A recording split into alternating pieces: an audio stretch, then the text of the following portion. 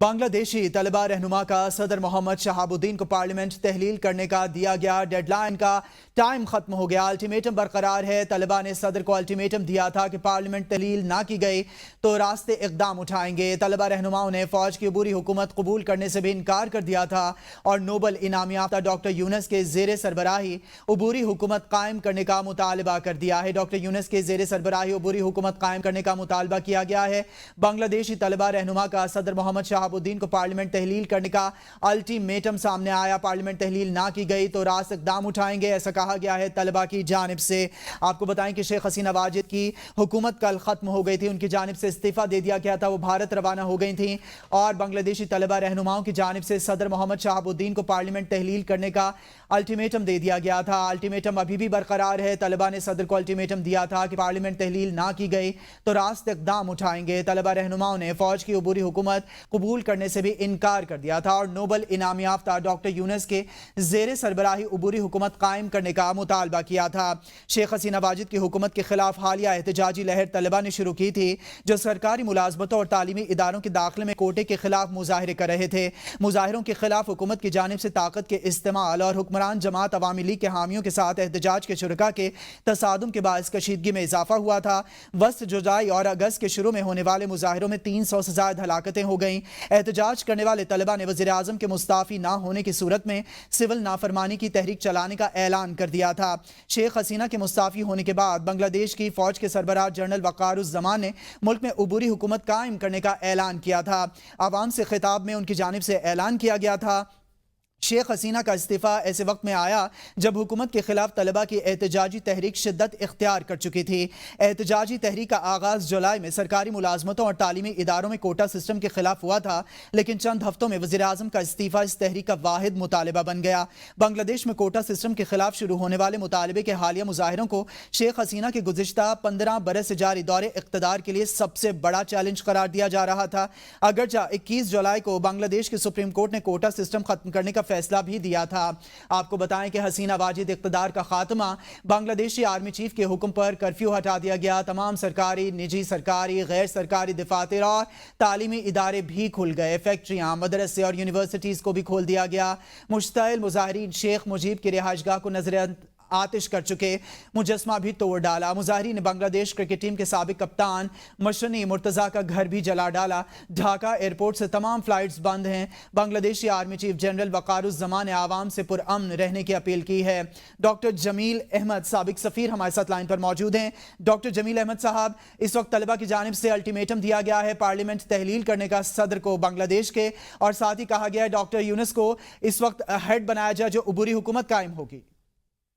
जी हाँ, डॉक्टर यूनुस जो कि नोबेल प्राइज होल्डर हैं, ये स्टूडेंट के तरफ से डिमांड आई है और डॉक्टर यूनुस की उम्र इस वक्त 84 साल है। शुरू में वो एग्री नहीं कर रहे थे, बाद में स्टूडेंट लीडर के साथ वो एग्री कर गए। नाहिद इस्लाम नाम है, 26 साल का ये शख्स, जिसने हसीना वाजिद को मजबूर कर दिया कि वो रिजाइन दे के चली जाए। तो उसकी फरमाइश पर, स्टूडेंट की फरमाइश पर, ये 84 साल के नोबेल प्राइज होल्डर जो कि ग्रामीण बैंक के ये सरबराह रहे हैं, इन्होंने कायम किया था, ये राजी हो गए हैं कि ये जो है चीफ एडवाइजर के तौर पर इंटरिम गवर्नमेंट में।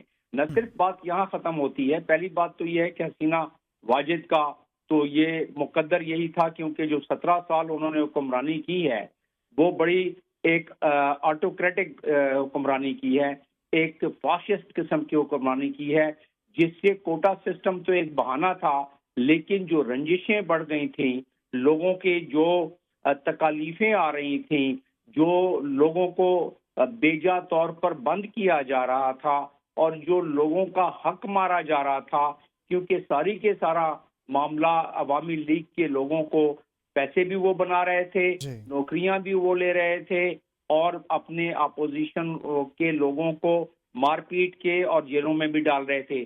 तो ये मामला जब आग भड़की तो वो एक बहुत बड़ा लावा बन गया। स्टूडेंट्स ने तो शुरू में एक जो सिलसिला किया था, अपनी डिमांड उनकी तो पूरी हो गई 21 जुलाई को, लेकिन उसके बाद वो मोमेंटम जारी रहा। और क्योंकि माशरे में बहुत सारे और इरिटेंट्स थे और बहुत सारी और माशरे की हिजानियत थी, उस हिजानियत की वजह से یہ حکومت الٹ گئی. لیکن بات یہاں ختم نہیں ہو جاتی ہے. بات یہ ہے کہ دنیا میں جہاں جہاں بڑی تحریکیں چلی ہیں اور خاص طور پر اسٹوڈنٹس کی تحریکیں چلی ہیں، مستقبل ماضی قریب میں کوئی 10 ایسے ممالک ہیں.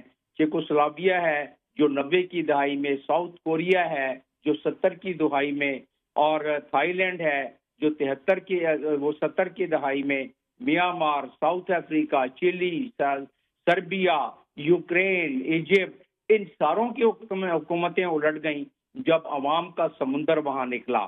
تو بیسیکلی جب عوام کے سمندر وہاں نکلا اور 300 جانے، 200 پہلے، اس کے بعد جو وقفہ آیا، اس کے بعد پچھلے یعنی کہ حسینہ واجد کے جانے سے 2 دن پہلے تک 100 لاشیں اور گر گئیں. تو اس کی وجہ سے وہاں کی عوام بپھر گئی. وہاں کی عوام گولیوں سے نڈر ہو کے سامنے نکل آئی، کرفیوں میں نکل آئی، جس کی وجہ سے وہاں ایک بھونچال آ گیا.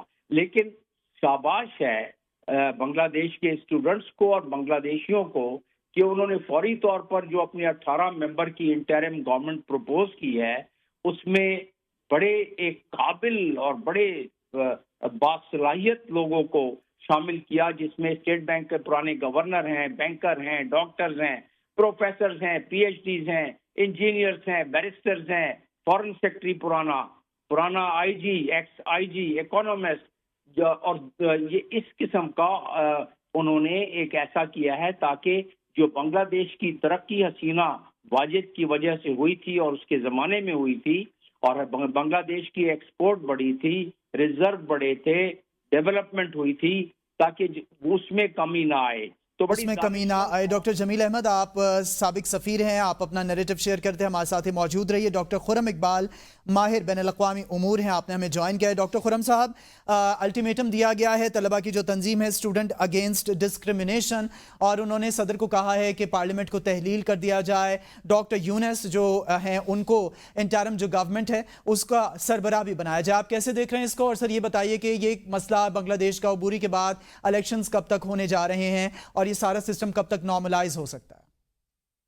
میرا خیال ہے کہ نارملائزیشن کے امکانات اتنے روشن نہیں ہیں. اس کی بنیادی وجہ یہ ہے کہ بنگلہ دیش کے آرمی چیف کا جو بیان ابھی آیا ہے، اگر آپ اس کی لینگویج پر نظر دوڑائیں تو اس سے لگ یہ رہا ہے کہ بنگلہ دیش کی ملٹری نے جو باغ ڈور ہے معاملات کی وہ اپنے ہاتھ میں لے لی ہے، اور وہ خود ہی ان معاملات کو مستقبل میں چلانا چاہ رہی ہے.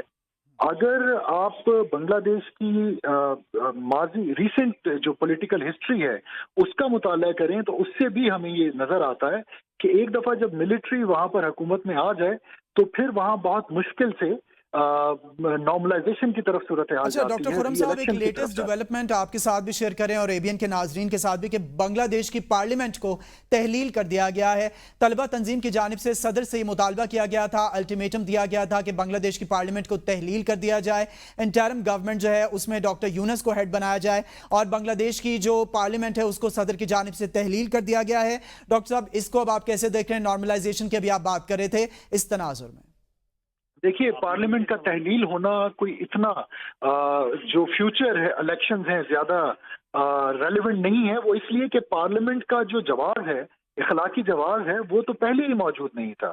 اسٹوڈنٹ موومنٹ کا سب سے بڑا جو اعتراض تھا موجودہ پارلیمنٹ پہ وہ یہ تھا کہ یہ پچھلے جو ریگڈ ایک الیکشن ہیں یہ ان کا ایک آؤٹ کم ہے، اور ان میں دھاندلی کا یہ عالم تھا کہ جب اپوزیشن نے بائیکاٹ کیا گزشتہ الیکشنز کا تو حسینہ نے خود اپنی پارٹی سے امیدوار کھڑے کیے اپوزیشن کے طور پہ. تو جب دھاندلی کا یہ عالم ہو تو وہ پارلیمنٹ یقیناً اپنا اخلاقی اور قانونی جواز کھو بیٹھتی ہے. تو پارلیمنٹ کا تحلیل ہونا میں سمجھتا ہوں کہ اٹس پارٹ آف پروسیس جو ہو رہا ہے. لیکن نارملائزیشن کا جہاں تک تعلق ہے، it will take some time before the things return to normalcy in Bangladesh دیش. اچھا ڈاکٹر صاحب، آپ نے کہا کہ اس طرح سے ہو سکتا ہے کہ پھر شاید چیزیں نارملائز ہوں، تو جو یہ فوجی حکومت قبول نہ کرنے کا بھی کہا ہے طلبہ تحریک نے کہ ہم فوجی حکومت کو یا ان کی بنائی ہوئی حکومت کو قبول نہیں کریں گے، ہم خود اپنے نکات پیش کریں گے، اپنے لوگوں کے نام ہم خود دیں گے. جی بالکل، یہ مطالبہ اسٹوڈنٹ کمیٹی کی طرف سے آیا ہے، لیکن دیکھنا یہ ہے کہ یہ نام جو ملٹری جو رجیم ایک بنا ہے اس کو کتنے قابل قبول ہے. ہم اس تمام بحث میں اس چیز کو بھی شامل گفتگو کرنا چاہیے کہ وقار الزماں جو اس وقت ایک so called martial law administrator کی حیثیت سے کام کر رہے ہیں، یہ حسینہ واجد کے قریبی رشتہ دار بھی ہیں اور انہوں نے ایک طویل عرصے تک حسینہ واجد کے ساتھ ایز اے ملٹری ایڈوائزر کام بھی کیا ہے. تو ابھی یہ کہنا کہ یہ حسینہ واجد کے خلاف بالکل ایک یو ٹرن لیں گے، عوامی لیگ کا راستہ روک کے اپوزیشن کے لیے بالکل ایک راہ ہموار کر دیں گے، یہ بھی قبل از وقت ہوگا. ہاں ابھی تک کے جو اقدامات ہیں اس سے لگ یہ رہا ہے کہ شاید چیزیں نارملائزیشن کی طرف جانا شروع کر دیں، لیکن ایک ایسا معاشرہ جہاں پر 15 سال تک پولیٹیکل پروسیس کو سپریس کیا گیا ہو، اپوزیشن پارٹیز کا گلا گھونٹا گیا ہو، اپوزیشن کے لیڈرز کو پھانسیوں پر لٹکایا گیا ہو، سوسائٹی کو ڈی پولیٹیسائز کیا ہو، وہاں اس کو ری پولیٹیسائز کرنے میں کچھ وقت لگے گا. اب اس ری پولیٹیسائزیشن کے پروسیس کے دوران اسٹوڈنٹ ایکشن کمیٹی کس طرح سے ریئیکٹ کرتی ہے، کس طرح سے ملٹری حکومت کے ساتھ بارگین کرتی ہے، نیگوشیٹ کرتی ہے، یہ بنگلہ دیش کا جو مستقبل ہے سیاسی اس کا فیصلہ کرے گی. جی ڈاکٹر خرم اقبال صاحب، آپ کے پوائنٹس